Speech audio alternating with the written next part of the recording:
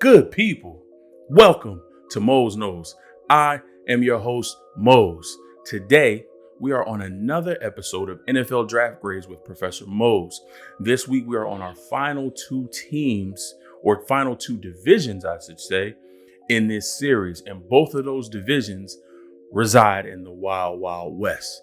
In this episode today, we're going to focus on the AFC, the Broncos, Chargers, Raiders, and Chiefs. We're not going to waste any time. We're going to jump right into it. We're going to start with the Denver Broncos. Now, with their first overall pick, they select Patrick Surtain II, cornerback out of Alabama.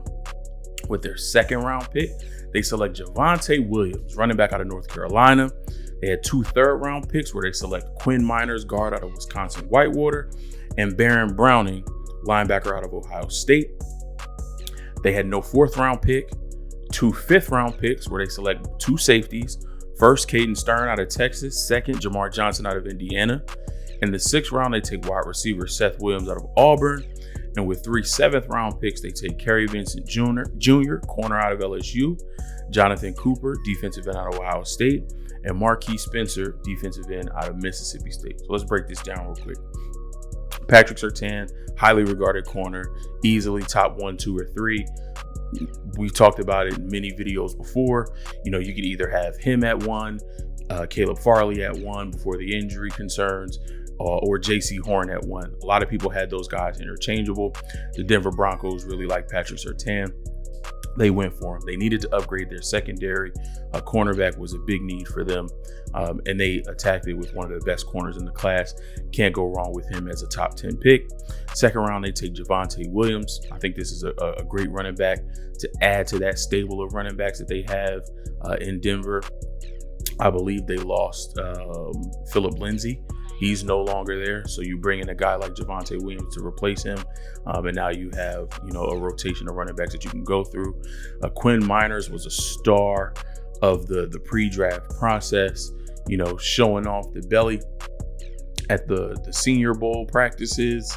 Videos came out of him doing hardcore workout in the woods with axes and logs and all types of manly outdoor stuff. But as far as his football skills, I think he's a very skilled guard. He definitely has the strength and the power. I think he surprises a lot of people with his quick feet and his agility.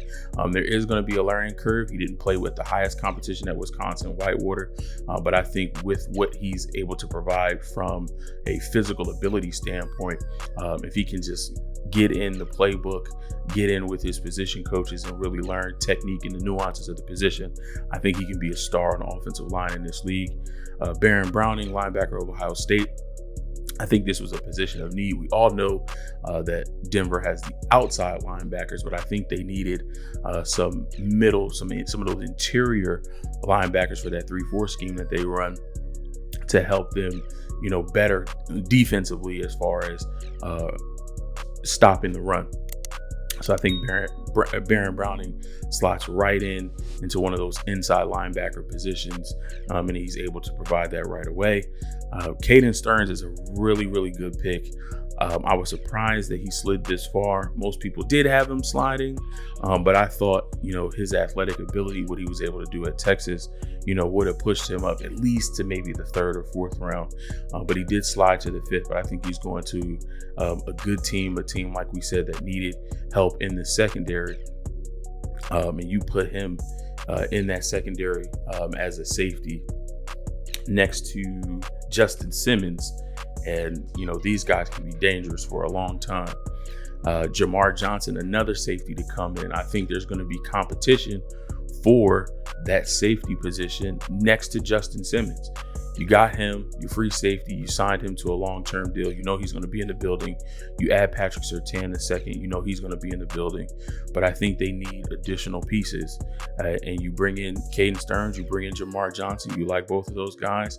You let those guys compete with also who's already on the roster and see who steps up and takes that, second safety position opposite Justin Simmons, excuse me. But I think it's a good position for them to be in.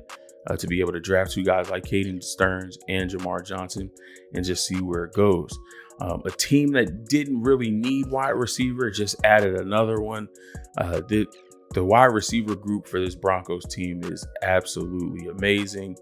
When you think of Jerry Jeudy, when you think of Courtland Sutton, then you add a guy like Seth Williams, who I think could come in and be a big slot option for this team. You have Noah Fant at tight end.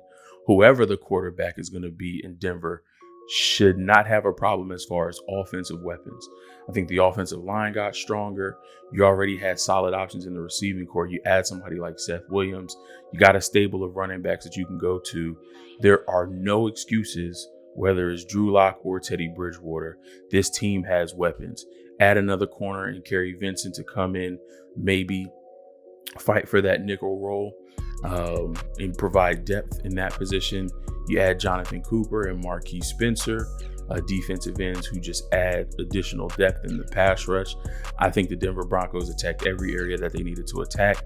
And I gave them an A for this draft. You come out with Patrick Surtain, Javonte Williams, Quinn Miners, Baron Brown, and Caden Stearns, Seth Williams, Kerry Vincent Jr. I mean, listen, Jonathan Cooper, solid. At every level of this draft, they got solid rookies who can come in and contribute right away. I believe whether it be on a full-time basis, on a backup basis, rotational basis, but I think you found pieces that you can build on and who can provide depth. Denver Broncos get an A from Professor Mose. Let's move over to the Los Angeles Chargers.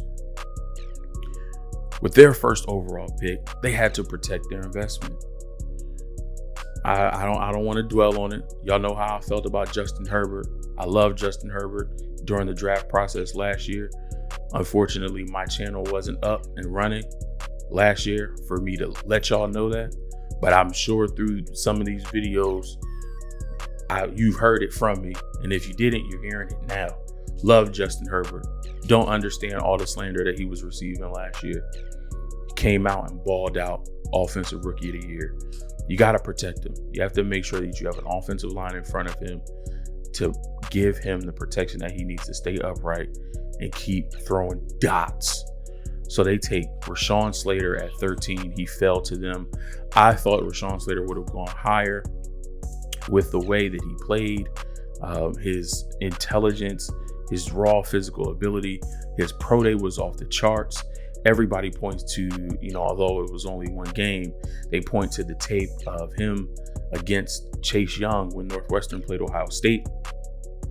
And he held his own against one of arguably the best defensive players, we've seen in a long time.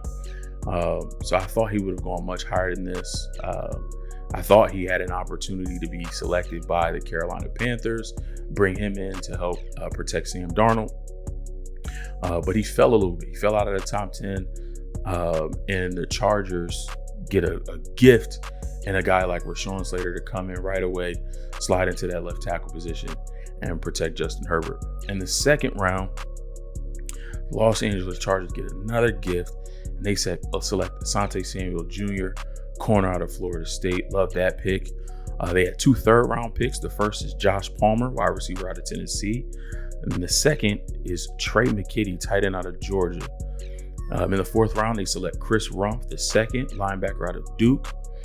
Round 5, they select Brendan Jameis, offensive tackle out of Nebraska. 2 6th-round picks where they select Nick Neiman, linebacker out of Iowa, and Larry Roundtree, the 3rd, running back out of Missouri. And with their 7th-round pick, they select Mark Webb, safety out of Georgia. Asante Samuel Jr. is going to come right in.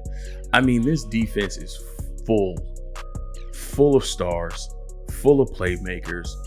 You got Joey Bosa. You got Kenneth Murray. You got Derwin James. You got Nasir Adderley. This defense is solid all the way around. And then you add somebody like Asante Samuel Jr., who can just come in and just gel right with that defense. He's going to be a solid man-to-man corner for them. I think he has an option to try to fight for that number 1 corner spot with this team. I think he landed in a great position for himself. Josh Palmer is going to a team that has a plethora of wide receivers, but I think he can come in and provide valuable snaps in rotation and on a rotational basis for the wide receivers who are there. I'm really excited about the Trey McKitty pick. He's definitely an athletic tight end who can take advantage of mismatches against linebackers and maybe smaller defensive backs, over the middle, up the seams. So I'm excited to see how the Chargers use him in this offense. Just another dynamic weapon for Justin Herbert to throw to. Chris Rump II, I think, is an athletic, rangy linebacker. He definitely has sideline to sideline speed. He can definitely help you in pass coverage, although I do think he needs to improve in that area. I think he can also help you in pass rush, but you want to pick your spots where you use him because he is a smaller linebacker, but I think he fits what they want to do from a linebacker perspective. Add him into that room with Kenneth Murray, and now you got some dynamic guys who are rangy, have speed, and can do it all.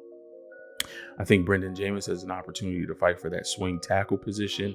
So I think that is a solid pick as well.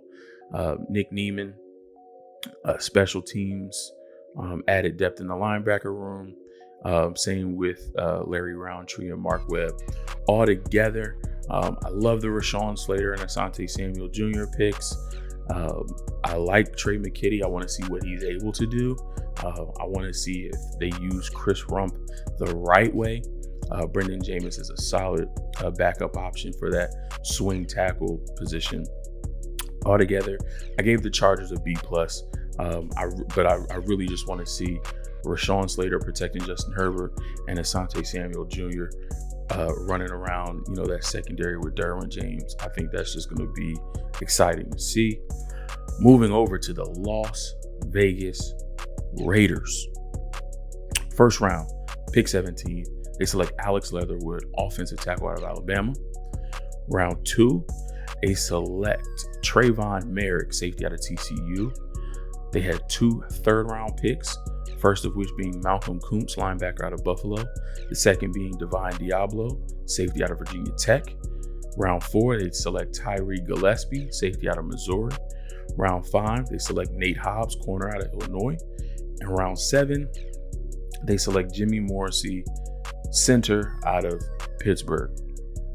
Now, the Alex Leatherwood selection was one that kind of threw me a little bit. Obviously, Alex Leatherwood is a solid player. You play at Alabama for as long as he had under Nick Saban, you're a solid player. I think his lack of mobility and his weight currently where it is, I don't know. I know for myself and for a lot of folks who have been scouting him, some people thought that he would be better suited moving inside to guard more than being a tackle. And it's always possible that the Raiders could move him inside if he's not working out well at either left or right tackle and is better suited to play guard. But I don't see them doing that right away when you select him at pick 17. I think if the Raiders didn't select Leatherwood, I don't think he selected in the first round. Definitely goes in the second, but selecting him in the second would warrant you being able to move him to guard right away instead of trying him at tackle and it not working out.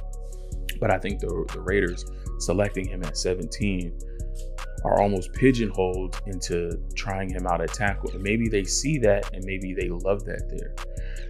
Now, obviously, he played, left tackle at Alabama, but we know the NFL is a different beast, even when you're a player from Alabama, which is NFL light. So I'm interested to see whether he plays left or right tackle and if he excels in one of those positions, and they may be forced to move him inside. But for that, I wouldn't have selected him at 17. Maybe trade down from 17, acquire more picks, and select him later. I think that would have been, a more valuable proposition. But to just stay at 17 and take Leatherwood when there were other players on the board who could provide you just more, whether it be an offensive tackle or any other position, I think that was a wasted pick there at number 17. At number 43 in the second round, they got a gift because I thought Trayvon Merrick would have been a first round pick, definitely first safety off the board. But he slid to the second round. Raiders get a gift in Trayvon Merrick. This kid is all over the field. He's going to come in right away and going to, command that secondary room, step in and be a leader, both on the field and vocally. Love the pick for that defense. They have the personnel in front of them to help the secondary when you talk about pass rush. They have the guys in the building. Now they just have to get it done. I think the addition of Yannick Ngakoue really helps that. He's able to rush the passer. I think he's going to command a lot of attention, and that's going to free up Max Crosby and Cleveland Farrell for a lot of one-on-ones. And I think if they can produce and if they can eat, then that defensive front can be firing on all cylinders, and that only helps coverage. We talk about it all the time in football. Pass rush helps coverage. Coverage helps pass rush. There has to be a balance. But I think with this particular team, as young as the secondary is, it's going to be the pass rush at first that is causing havoc, that is going to aid the secondary. And once they kind of get in the flow, get in the groove, if they can start making plays consistently, then that's another dimension that offenses and offensive coordinators have to worry about. Not only do we have to worry about the pass rush, but this secondary is good. Where if this pass rush is on, the secondary is going to lock up the skill position players, and our quarterback isn't going to have time or nowhere to go with the ball. But then we also have, the threat of them intercepting the ball and getting the ball back for the other team. So that's one more thing to think about. So adding Trayvon Merrick to that secondary is a big boost. Malcolm Kuntz, linebacker out of Buffalo, another guy who can help rush the passer off the edge from a linebacker position. Divine Diablo, safety out of Virginia Tech. He's one of the bigger safeties in this class. I can see him being used in a hybrid, safety linebacker role. Tyreek Gillespie, another safety. Now, I don't think you need that many safeties. They still have Jonathan Abram, who's there. You select Trayvon Merrick. Whether you go Divine Diablo or Tyreek Gillespie, I say go one of the two, but not both of them. So to take 3 safeties and then they take 2 back-to-back, I think that was excessive. Nate Hobbs, corner out of Illinois. I see him not providing much at first, maybe a little bit on special teams if he makes the roster, likely a practice squad guy. Jimmy Morrissey, center from Pittsburgh. I think this is a good value pick in the 7th round. He has the ability to come in and maybe take over that starting center role, but if not, he's going to be the backup for that position. All in all, again, don't agree with the Alex Leatherwood pick. I like Trayvon Merrick. I like Malcolm Kuntz. I like both Diablo and Gillespie. I just don't like selecting them back to back, especially when you already have a safety on your roster and you just drafted a top safety in the 2nd round. Not a fan of Nate Hobbs. And then I like the Jimmy Morrissey pick. Because of the Trayvon Merrick, Malcolm Kuntz, and Jimmy Morrissey picks, the Raiders got a B-. They stayed in the B range. They didn't drop down to a C. They stayed in the B range. Didn't drop down to a C because you can't go wrong with Merrick. I like the addition of Kuntz. I like Jimmy Morrissey. Raiders got a B-. Last team in the AFC West, the Kansas City Chiefs, who did have a 1st round pick, but then don't have a 1st round pick because they traded that pick to the Baltimore Ravens in order to acquire Orlando Brown Jr. So they upgraded their offensive line with that pick. I don't think they would have been able to draft somebody in the 1st round pick 31, who is of his skill level and with NFL experience and playing in the division that he played in the AFC North. So that's a win. In the 2nd round, I love this pick. This is a pick that I mocked to the Chiefs in the mock draft series, when I did the team specific versions, the area that I felt that they needed most improvement on the entire team, offense, defense, special teams, it was on the defensive side of the ball, and it was the linebacker position. I thought their defensive line was solid. I thought their secondary was solid. I thought their linebackers were old, slow, not able to cover anybody, not really able to provide much as far as run defense. I don't care what you say about Anthony Hitchens. The linebacking group needed to be upgraded. And with in the second round, pick 58, they upgraded the linebacking core with Nick Bolton out of Missouri. Love the pick. I think he fits what they do defensively. I think he adds a spark. He adds the speed. He has the ability to cover. He has the ability to, plug holes and stop the run, cover backside of the backfield. I think Nick Bolton is going to be a contributor early on in this defense.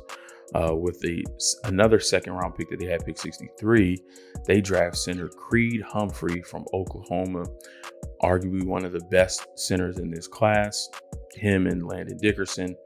So I think selecting Creed Humphrey for the Chiefs is absolutely amazing. They didn't have a third round pick. In the fourth round, they select Joshua Kando, defensive end out of Florida State. The defensive line only gets better with an addition of this young pass rusher. With 2 fifth-round picks, they select tight end Noah Gray from Duke, and then wide receiver Cornell Powell out of Clemson.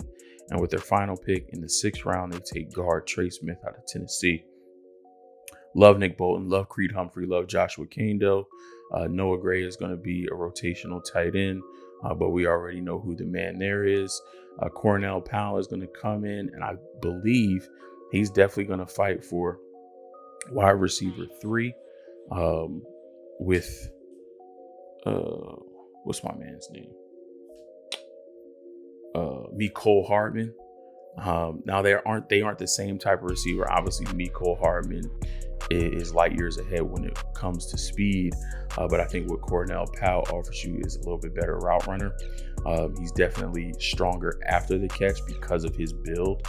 He's a more solidly built wide receiver. He's going to be able to break a little bit more tackles. So I think Cornell Powell is going to come in and fight for a spot. Definitely wide receiver 3 for that team. And finally, Trey Smith, guard from Tennessee. He fell a little bit. This was a player who thought he was going to go higher. A lot of other people thought he was going to go higher. He fell to Kansas City Chiefs. Although he was upset about the slide, I'm sure he's not going to be upset about the landing spot. This is a team that needs help on the offensive line. If he can come in motivated by that draft day slide, if he can come in, with a chip on his shoulder, he has an opportunity to fight for a starting role on that offensive line.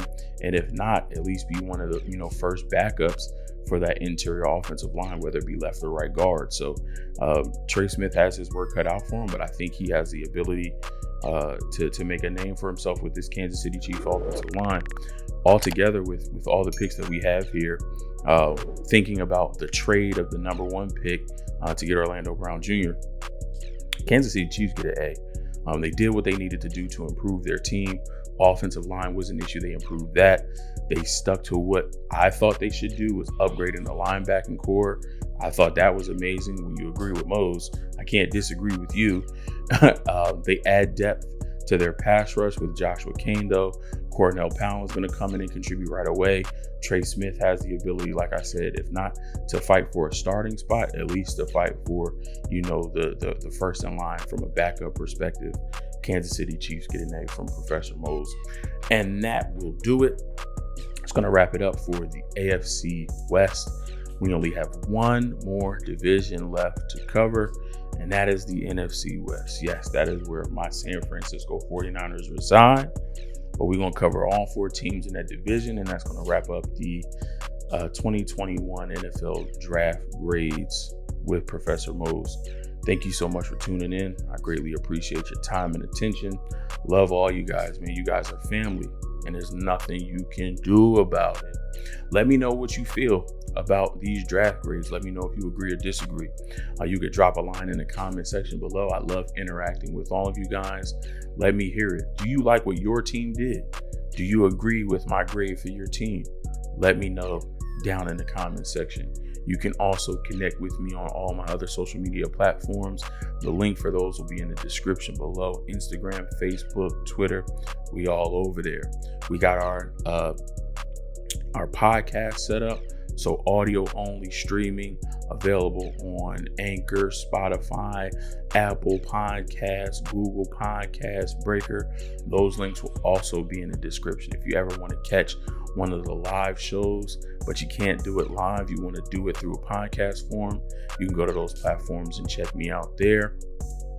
And I just need you to do a couple of things for me. If you like the video, smash that thumbs up. It helps me out and I greatly appreciate it. If you like Mose Knows, if you enjoyed my content, please consider subscribing. Hit that subscribe button. And if you do that, then take another 2 seconds. Oh, sorry, Mike. I didn't mean to punch you. I didn't mean to do that. I'm sorry. I didn't mean to hit you. I'm sorry. Then take another 2 seconds and hit the bell icon so that you get notified every time new content drops here at Mose Knows. Again, thank you and appreciate you. I'll see you Thursday when we cover the NFC West. Peace.